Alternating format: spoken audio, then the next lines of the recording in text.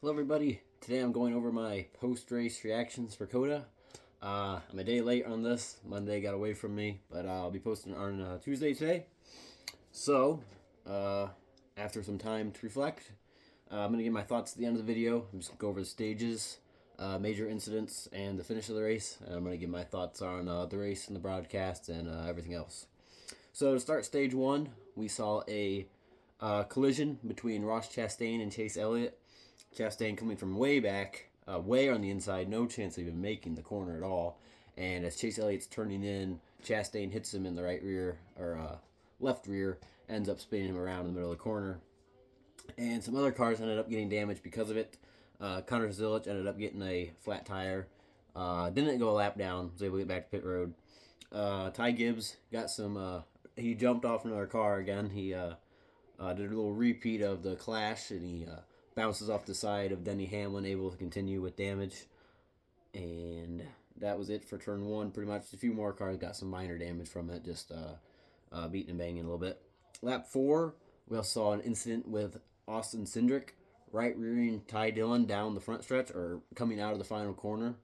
Ty Dillon did end up put Cindric into the dirt, pushing him wide of the turn, kind of being overly aggressive early in the race, and Cindric wasn't dealing with that early. So he ended up spinning him, kind of clogged up Zane Smith a little bit trying to get through. But interesting to see if tomorrow, if NASCAR announces any penalties for that.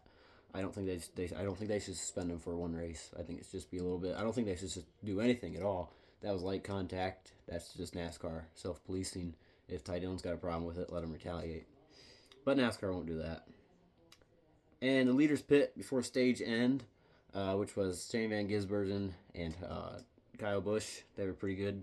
Started the race. Kyle Busch was able to maintain that speed. Bubba Wallace ended up collecting the stage win from leaders pitting. And then stage 2 starts with SVG leading on the restart over Kyle Busch and Tyler Reddick. Lap 27, Kyle Busch passes SVG for the lead, although a few laps later, SVG retakes the lead. Once again, leaders pit, lap 44 before the stage end. Kyle Larson had already had a turbulent race up to this point. He ends up losing a tire and has to do a 2-lap penalty. He gets held for 2 laps in pit road, and that ended up costing him, well, obviously 2 laps, but it cost him a ton of track position. And he just had a terrible race from start to finish, never able to recover. And that leads to a Ryan Preece stage win, result of leaders pitting. Ryan Blaney also finishing second in the stage, which was nice to see, but I wish it was on speed, not strategy. And Michael McDowell leads on the restart from stage 2 ending. He stays out on pits. He does not pit at all, and he leads over Kyle Busch, which is short-lived as Kyle passes him into 6A, which I gotta say this real fast. Or I'll save that thought, actually. Daniel Suarez spins in turn 19, which I don't like that they didn't rename the turns because there's not too many turns on the road course anymore, so they cut it in half. But he ended up catching a spot where it had been dug out from other cars hitting it. So there's a little bit of a bump, and as he hit that, it unsettled the car, causing him to spin. Spinning from the top 10, which really sucked, but which also sucked is he takes out his teammate and Connor Zilic because he was mad fast. Connor was setting multiple fast laps as a rookie, or first time in the car at all, which was very cool to see. And with the rumors of Daniel Suarez, he's in a contract this year, 1-year contract, ends at the end of this year. And they've got Connor Zilic in Cup already. It looks like he's coming for that ride, and they're both involved because of Daniel Suarez spin. So hopefully that's not the writing on the wall as a Daniel Suarez fan, but I feel like Zilic is looking, or is on the doorstep to get that ride. But yeah, it really sucks for him because he was very fast. On the restart, Kyle Busch maintains the lead. SVG struggles, falling back to 7th. Lap 56, Alex Bowman spins from about 30th spot, which is crazy that he's able to rebound for a top 10. And Kyle Busch pits on lap 70. Christopher Bell pits on lap 72, so he's got some fresher tires. And a caution on lap 78 involving Denny Hamlin and Austin Dillon. So my analysis of the crash is Denny moves to the inside to make a pass on Dillon into 6A, or would that be 6A? I think it's just turn 6, whatever, going down the shortcut, the Mario Kart shortcut, as Mike Joy would say. but he moves over to pass Austin Dillon, gets into the dirt. You can see the dirt fly up, and he just loses all grip completely on the brakes and ends up going right into Dillon. And Dillon spins into the gravel, unable to get going, which is why our caution came out. I gotta refine myself in my notes.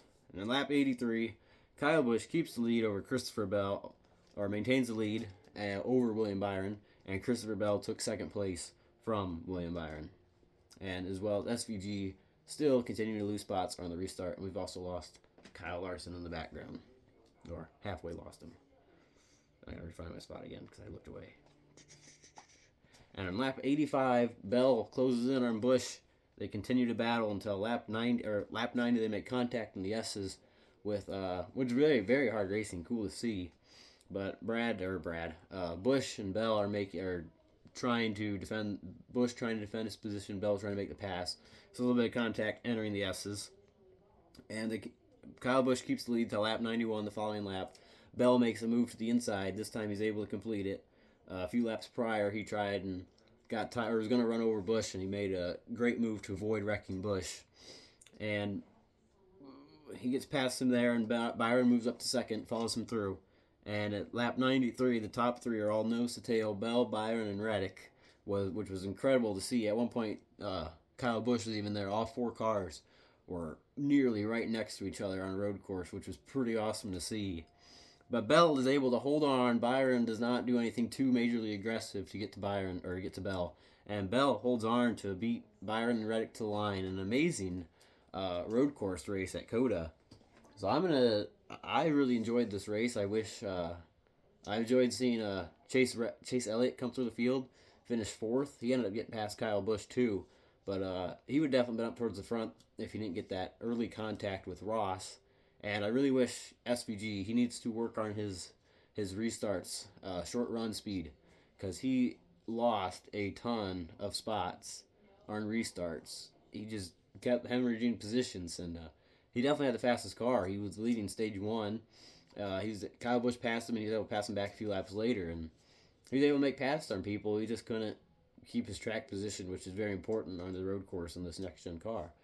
But I really enjoyed this race. It was nice to see clean racing at the end of any race, especially a road course, because Byron could have definitely, or even on the last lap in the final turn, he was close enough to send it to get Bell loose and drag race down the line.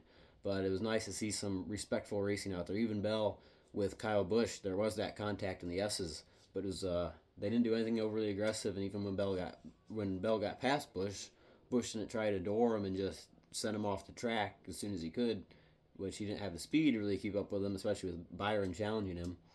But, man, if you watched my live reaction when Larson's almost gone, but when Fox cuts, and when Bell first tries to make the pass on Busch, and they're hitting into one of the braking zones, and it cuts to the back of the grandstand, like, why is there a camera back there? Fox, I don't even know why you have a camera behind the grandstands unless it's looking into the braking zone. But that is not a camera to switch to. And then trying to right your mistake, you switch to the fender cam or the bumper cam of Busch that shows a quarter panel of the 20. And the fans, me and my friends were left, and everybody else, were left wondering who's in the lead, how much contact is happening, is there someone got a tire down or what? And the commentators don't know what to do either. They went silent during all that.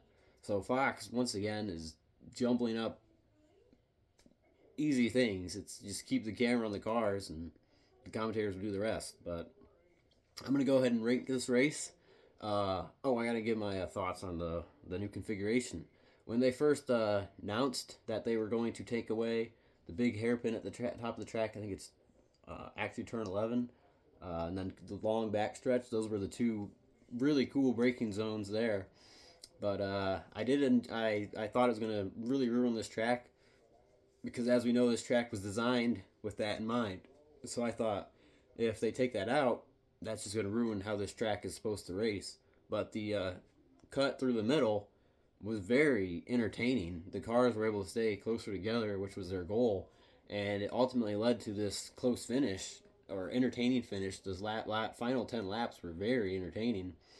So I really enjoyed the change, and I really hope this track can come back next year and keep the same layout, because this was one of the most entertaining races in the next gen era, or next road course races in the next gen era, not overall race, because we've had last year Atlanta and uh, Kansas were the most entertaining in the next gen era. But this is the best road course race the next gen has seen, which is either teams becoming more familiar with the car or just that track change. I think it's more the track change. But I was also impressed with the drivers on the lap 15 or the 15 to go restart. That was very calm. A lot of those drivers, normally in that situation, they're just plowing through each other trying to get the lead, and it ultimately spins the competitive car of the day. But I'm going to go ahead and rank this race, and I'm going to give it